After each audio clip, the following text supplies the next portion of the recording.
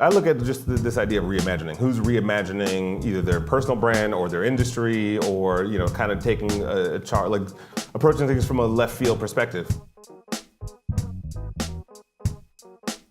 I think it really just goes back to the empathy piece. I mean, a lot of us grown folks are the ones making, making experiences or trying to tap into that community. And I think it's really just understanding, is asking those right questions. You'll find a lot of people in brainstorms talking about like, oh, my daughter and her friends, or my son, and just kind of like really looking at what those platforms are. I think regardless of the generation, you asked about Gen Z specifically, but I think there's also like this human universal truth about how we want to interact, be acknowledged. So there's an emotional connection we want to have with brands and experiences. So it's like people who are listening and tuned into that, I think, are succeeding. I think a lot of it is do it anyway. I mean, that's kind of like the last chapter, to give it away, but it is like be dumb enough to do it anyway.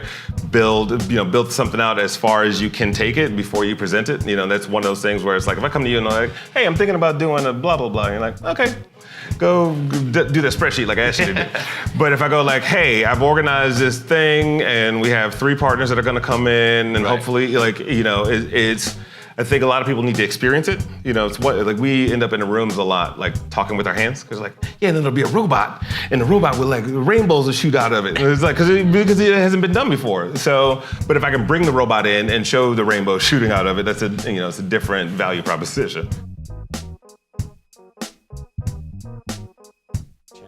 Good talent still rises to the top, just like great ideas do. You can't ignore gut. I think a lot of it is just like, I think this is cool to me, and I look at, because I work in innovation, I kind of look at the idea of ROI as return on innovation.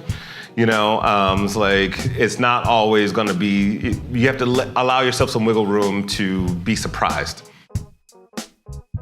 As many diverse perspectives as I can get in the room together, and if I'm solving a problem for Audi, it's like, oh, okay, we've got a really good amalgamation of thoughts and perspectives here. So.